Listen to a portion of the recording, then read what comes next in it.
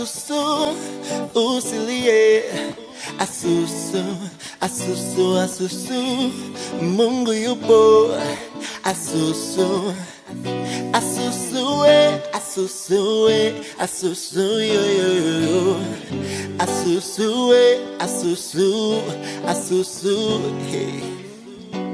Wendiwe kimbilio langu wakati wote na kukimbilia. Wendiwe msaada wangu usiku na mchana na kutazamia. Wendiwe, wendiwe, hey. Usiku na mchana nitaimba na kupenda kwa moyo wangu wote, kucha kutwa na kupenda, maneno tu basi ibada yangu ni moyo wangu wote, maisha yangu ibada yangu, usiku na mchana nitaimba na kupenda kwa moyo wangu wote, kucha kutwa na kupenda, maneno tu basi ibada yangu ni moyo wangu wote, maisha yangu ibada yangu, nakupa roho yangu, pokea utukufu, nafsi yangu Baba, nakupa wewe.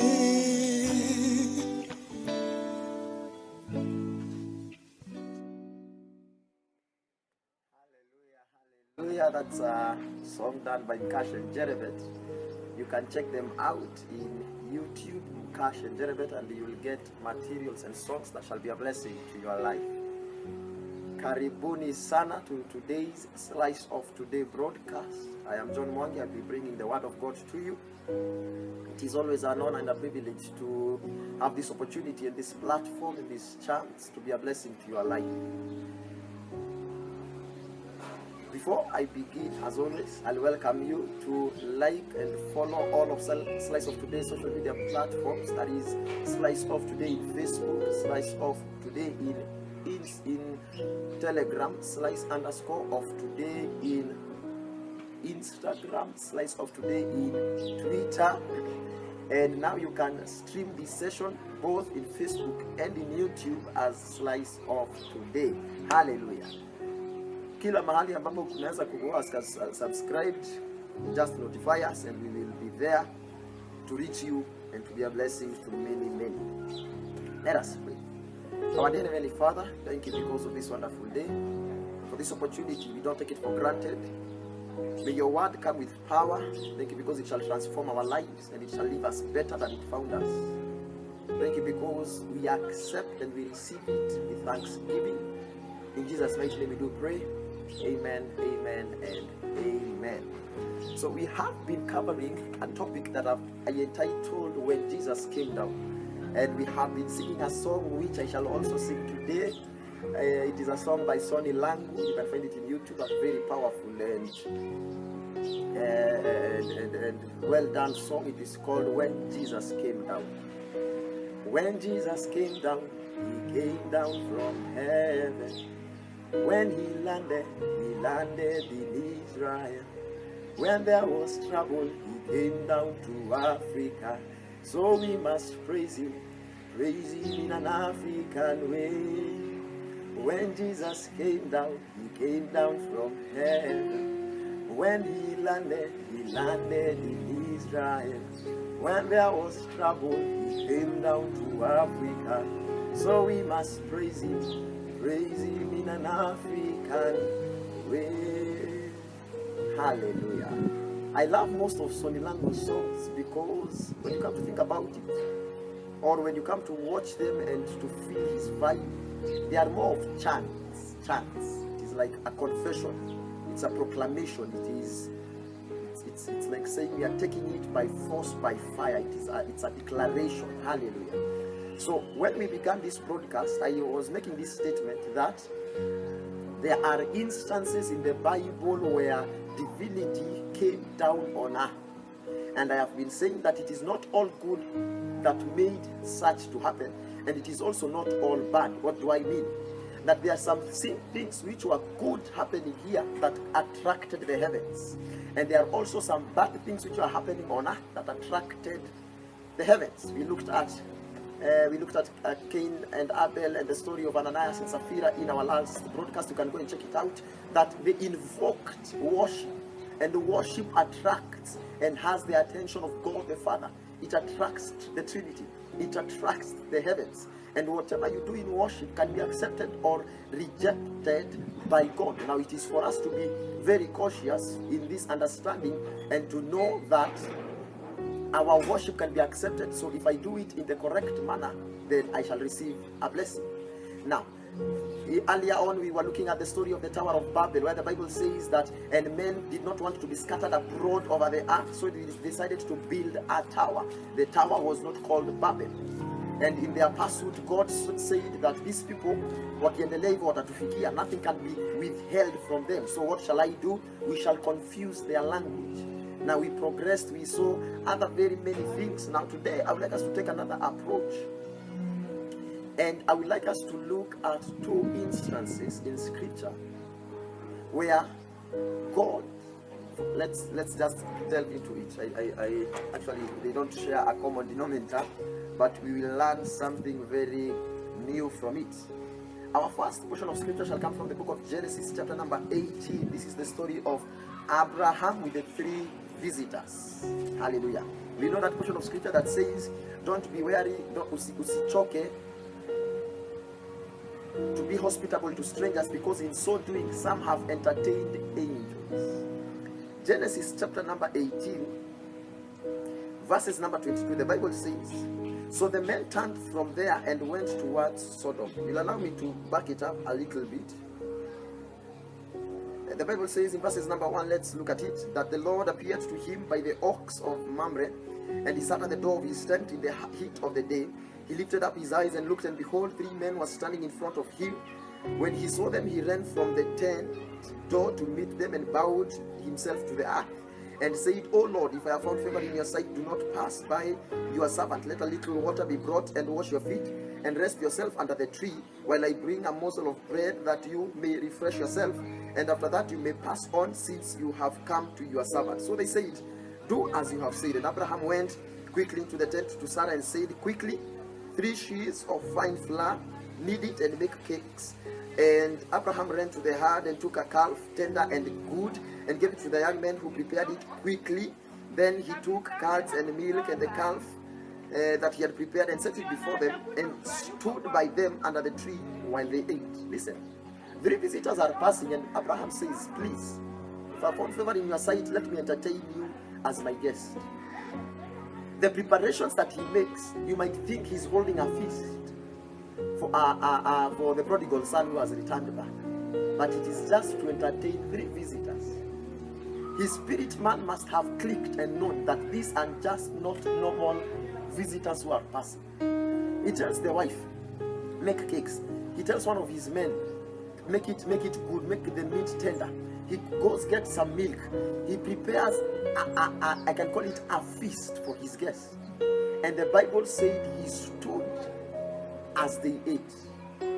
He stood as they ate. In the kingdom of God, we have not been called to be served, but we have been called to serve. The Bible gives a very, look at this, the Bible gives a very good illustration in the book of Matthew chapter number 20. This is the mother of John and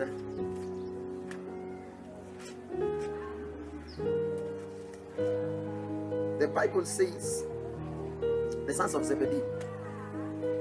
The Bible says Matthew 20:20. Then the mother of the sons of Zebedee came to him with her sons, and kneeling before him, she asked him for something, and he said to her, what do you want? She said to him, say that these two sons of mine are to sit, one at your right and one at your left in your kingdom. And the Bible says, Jesus answered, do you not know that what you are asking? You do not know what you are asking. Are you able to drink the cup that I drink? They said to him, we are able. He said to them, you will drink my cup indeed. But to sit at my right or at my left is not mine to grant, but it is for those whom have been prepared by my Father. And when the 10 heard it, they were indignant of the two. Walichukizwa na jambo ambalo hao wawili walikuwa wameenda kuomba Yesu. The Bible says, verse number 25, then Jesus called them to him and said, you know that the rulers of the Gentiles lord it over them, and their great ones exercise authority over them. Now he's saying, sisi ni wa ulimwengu mwingine. We shouldn't do our things like the people of the world are doing. We shouldn't do our things like the Gentiles are doing. He says that the Gentiles lord, like they force their lordship on their subjects. And that is what they were insinuating. Yesu anawaambia hapana, sisi hatuwezi fanya hivyo. Remember, we are of a different kingdom.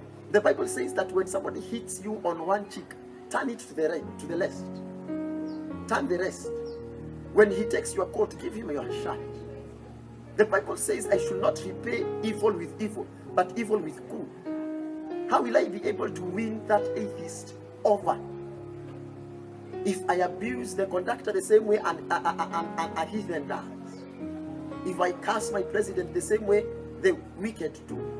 How will they know that I am of a different kingdom? So he says, you know that the rulers of the Gentiles lord it over them, and their great ones exercise authority over them. 26. It shall not be so among you, but whoever will be great among you must be your servant. Ule ambaye anataka kukua mkubwa, amekalia kiti kama hiki, ni yule ambaye anatumika, ni yule ambaye anaosha miguu ya wale wengine. Remember when Jesus was washing his disciples' feet, in the Gospel of John chapter number 13, 1 to 17, the Bible says that ilifika wakati Peter akasema, Yesu tafadhali na kuheshimu mafuta yako, mwito wako, ukuu wako, siwezi kubali ufanye jambo kama hili. Alafu maandiko anasema kama utakubali, you are not fit for my kingdom. And then he says, actually, wash my feet and my hands and my face. Wash everything actually. So we are of a different kingdom. And in this kingdom service, going down, going low is what you have been called to. Hallelujah. So he's saying that us, we are not like the Gentiles who lord their leadership on their subjects, but we are of a different kingdom. Praise be to God. I've missed my scripture. So the Bible says, so, and whoever wants to be the first among you must be your slave, even as the Son of Man came, not to be served, but to serve. He's saying, mimi nikiwa Mungu mwenyewe nilikuja si kutumikiwa, not to be served, but to serve. So listen, now let's go back to our main context, our main scripture. The Bible says that Abraham entertained guests. Number one, he made a feast for them. Now it might look like they wanted something very small, just to wash their feet and to rest for a couple of minutes. But the Bible says that he held a feast for them. And in that small act, that small deed, we all know what happened. That God said, that one of the visitors said that your wife, the next 365 days from now, next year, a time like now, she shall be holding a son, a child. Listen. Shalom, my dear brothers and sisters in Christ. This is the official invitation of Pastor Anthony Wambua of Emmanuel Ministries International to the pre-launch of his latest book, Diaconia, The True Meaning of Ministry. The book retails at 850 Kenya shillings, but you can pre-order yours today at 500 Kenya shillings from our official Diaconia website and our helpline. The offer is valid up to the 7th of June, so do grab yours today. God bless you. In your entertaining of divinity, how you host divinity will dictate what shall be proclaimed over your life. So Abraham had intended to have a child over a couple of years. Amenenewa na Mungu, I think it said almost 12 years. Alafu maandiko anasema in that simple act of entertaining 3 strangers, the Bible says, and they made a prophetic word over his life. And we all know that it came to pass. Now the Bible says, the next thing that happened, now we are in Genesis chapter number 18. The Bible says, in verses number 22, now wamekula, wametabiriwa, Sara akacheka, akasema, sijecheka, akaongea kwa nini anadanganya, haya ataitwa laughter. Isaac means laughter. Verses number 22, the Bible says, so the men turned from there and went towards Sodom, but Abraham still stood before the Lord. When then Abraham drew near and said, will you indeed sweep away the righteous with the wicked? Now he is interceding for a town that he doesn't live in. He's interceding for a town that is far from his place. Actually, when calamity strikes there, haitamfikia, hakuna kitu kitamsumbua, lakini he still intercedes. He says, will you destroy, sweep away the righteous with the wicked? Suppose there are 50 righteous within the city. Will you then sweep away the place and not spare it for the 50 righteous that are in it? Far be it from you to do such a thing, to put the righteous to death with the wicked, so that the righteous fare as the wicked. Far be it from you. Shall not the judge of all the earth do what is just? And he's let me say this, he's like reminding God of his attributes.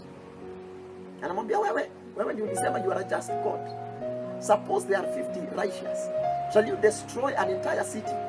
Because maandiko yanasema that the wickedness of that city ilikuwa imefikia mbinguni, hata akatuma malaika waende waone, wa confirm. So he's saying, you are a just God. Will you do injustice to the righteous just because the many who are there are the wicked? So he's invoking an attribute of God. He's invoking one of the names of God. Remember, when Moses was being sent to the children of Israel in Egypt, he was told to tell Pharaoh, when he asks, huyu Mungu ambaye amenituma ni nani? Maandiko yanasema muambie, I am whom I am. The I am has sent you. I am, whom am I? I am. I am God the all-powerful. I am God the healer. I am God the provider. So that attribute, that aspect of I am, is what Abraham was invoking, one of it. And he said, you claim to be a just God. Will you do injustice just because the wicked are many? And the Bible says, verses number 26, and the Lord said, if I find at Sodom 50 righteous in the city, I will spare the whole place for their sake. So he has won the favor of God. Alafu anasema ni sawa, nikipata watakatifu 50, I will spare the entire city. He won't spare the 50 only, but he will spare the entire city. Listen to this. We all know how the story continues. Abraham, if I found favor in your sight, ukikosa -5, that is 45. Bado you will destroy them. He goes 30. He goes until 10. I won't read that one. You know that portion of scripture. So listen. I don't know about you, but God has given saints, God has given his children the opportunity to intervene on behalf of their land. God gave up. We learn from this story that Abraham interceded for an entire city. If only there could have been found 10, then the story of Sodom and Gomorrah could have ended up differently. God is looking for you. God is entrusting and putting that responsibility and mandate to you, that if you can find righteous people, wachache tu ambao watamtafuta, watatafuta uso wake, watalilia taifa lao, watalilia kijiji yao, watalilia nyumba yao, that community, it can be your family, it can be that organization, it can be a city. You can ask God that, please, if you can find a few righteous, can you spare the entire nation? Can you spare the entire city? And the answer is yes. I would like us to look at the story of Jonah. We all know how this story begins. God is trying to send Jonah, and Jonah escapes. He pays for a ticket elsewhere. And then the Bible says a storm came, alafu wakasema a storm came, they started casting lots. Wakasema ule kuna Mungu ambaye amekasirishwa ndio maana anafanya hivi. Jonah akasema ni mimi, nitupeni tu alafu mimi nitakuwa sana. Sawa, alafu maandiko anasema alipotupwa akamezwa na samaki, he stayed there for 3 days, he made certain prayers there. You can read that in the book of Jonah. Actually, it's only 4 chapters. The Bible says in Jonah chapter number 4, but it displeased Jonah exceedingly, and he was angry. Now, why was Jonah angry? Jonah was angry because God had pardoned the city. Listen.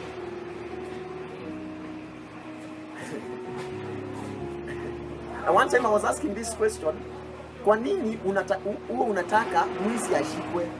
Is it so that anaweza pelekwa jela, asome, alipie ile maovu ambayo amefanya alafu aachiliwe? Ama unataka mwizi ashikwe ndio achomwe? Why do you want God to be good to you as the righteous and not to be so kind to the unrighteous? Is it so that they can feel pain? Is it so that they can be tortured or not? Alafu wakufe? Ama ni kwa sababu in their misery they can turn to God? Now, how you react to this question, how you respond to this question will dictate whether this will shall come to pass. Sorry about the background. I hope you can hear me soon. So listen, Jonah is being sent, alafu anaambiwa enda uambie hiyo taifa nitaimaliza. Alafu anapeleka ujumbe, maandiko anasema the king decreed a corporate fasting. It was so severe, alisema hata wanyama wasipewe chakula, mifugo wasipewe chakula, kila mtu amefunga, tutafute uso wa Bwana atusamehe. Maandiko anasema and God relented, God forgave him. And then Jonah is in chapter number 4. This is actually I would like us to read. And he says, Jonah chapter number 4, and he says that, but it displeased Jonah exceedingly, and he was angry, and he prayed to the Lord and said, oh Lord, is not this what I said when I was yet in my country? That is why I made haste to flee to Tarshish. For I knew that you are a gracious God and merciful, slow to anger and abounding in steadfast love, and relenting from disaster. Therefore now, O Lord, please take my life from me, for it is better for me to die than to live. And the Lord said, do you do well to be angry?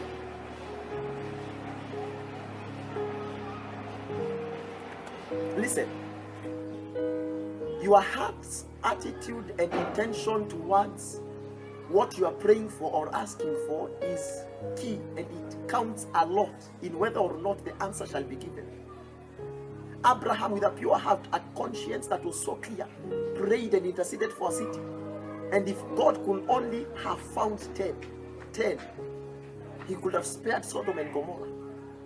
In the story of Jonah, the Bible says that after alikuwa amepeleka ujumbe, wakafunga, Mungu akawasamehe. Jonah akasema, Mungu nilikuwa najua utawasamehe. That's why I never wanted to come.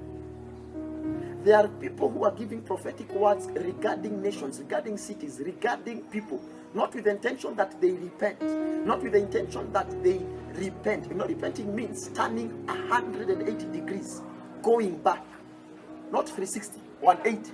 It means I was going north, I go south. So there are people who give prophetic words of doom, not so that people can repent.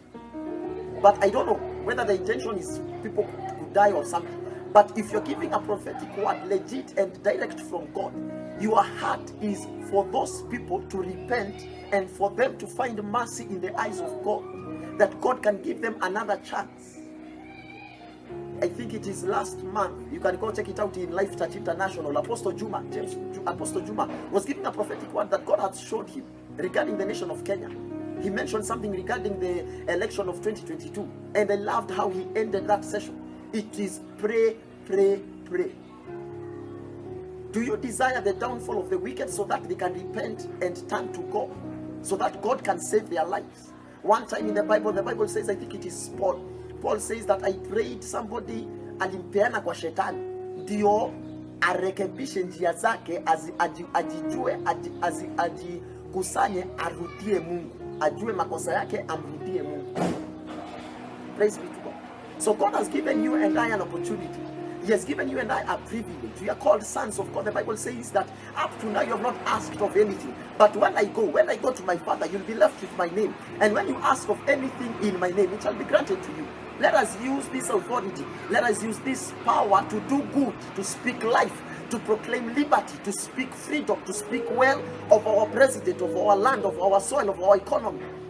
Not so that it can come crumbling down. A very significant letter that Jeremiah wrote to the people who are in exile, the children of Israel who are in exile. Remember, Jeremiah gave a prophetic word and he told those people that mtachukuliwa na mtaenda into exile. Alafu maandiko anasema God is just amazing. Aliachwa as one of the what they are called. There's a certain name that they are called. Aliachwa. He wasn't taken into exile. Now he writes them a letter and he tells them, tafadhali make yourselves comfortable. Make yourselves comfortable. Pandeni kwa sababu mtavuna, mtakaa huko kidogo. Jengeni manyumba kwa sababu mtakaa huko kidogo. Why? He tells them, pray for that nation because its prosperity is your prosperity. The prosperity of its leader is your prosperity. You might be a refugee in Kenya. You might have come here as you're not a national of Kenya. You're not a resident or a Kenyan per se. But you can pray for our president Uhuru Kenyatta because whatever he decrees, it will affect you and I. So it is for us to use our opportunity, for us to use our privilege. The Bible says the power of death and life are in our tongues. Let us use it to speak life. I have placed before you life and death. Choose life. Let us speak this life of our nation. We speak this life of our families. We speak these lives over our future. Our future is not dead. Our future is not in bloodshed. Our future is not in the drains, but it is in Christ Jesus. He is our solid rock. He is our foundation. It is on that foundation, it is on that assurance that we are placing all our hope in. So we are asking ourselves, when he came down, Abraham had an opportunity to host divinity. He hosted God. He made a meal for God. And he used that opportunity to intercede for a nation. When God has visited you in your living room, when you're having your fellowship, when you're having your quiet time, when you're having your devotion and your prayer session, what will you ask for? Is it for your prosperity or is it for the prosperity of the land? Is it for your well-being or the well-being of the nation? Solomon is asked by God after he had sacrificed 1,000 cattle on one hill, what do you want? Ask. And he says that ulipatia baba yangu jukumu kubwa ambayo amenipa. Na hii jukumu ni kubwa sana, bila wewe siwezi. Give me wisdom to govern your people. Listen, it was all for the people of God. It was not so that I can have a good record when people shall be narrating of the kings in Israel, of the children of Israel. It's not so that I can accumulate wealth for myself and my children until they are 100 or 50 or whatever generation. But it is for your people, God. Nimepatiwa, it is a heavy shoulder on me. I can't manage on my own. So give me wisdom to govern and to rule your people. So he was given a blank check. He was given a blank check. Write whatever you desire. It won't bounce. Ask. Ask. Praise be to God. So when he came down, when you have a visitation with the angelic, when you are asked, what do you so desire? It's not to get a ticket and go to a better land, but it is for my land to prosper. Samuel, after he had anointed King Saul, he makes a statement and he says that, far be it from me if I don't pray for you. Jukumu langu kubwa ni kuwaombea. Umechagua jambo ambalo si nzuri, lakini mimi ndawaombea. So let's pray for our land, our leaders. Let's not cast them. We are the salt of the earth. We should be having a different report. When others are pulling down, we are building up. When others are uprooting, we are planting. When others are destroying, we are constructing. Every negative word that is being uttered, we speak life. We speak double life. Hallelujah. If they won't find this message from anywhere else, don't think the world will give them hope. Hope is only found in Christ. It's only found in the church. It's only found in those who are saved. because it's you and I who know that we have. We are just, but as in we are praying for a better, we are praying for God's, for heaven's will to be done here on earth, what we call the Lord's Prayer. Maandiko anasema omba mapenzi ambayo yako mbinguni yametimia mbinguni, the good and perfect will that is already perfected in heaven to be done here on earth. The people of the world don't know that. They don't know that promise. They don't know that assurance. But it's only you and I. So let's utilize it and use it for the betterment of our nation. In Jesus' mighty name. Shalom, shalom. Amen.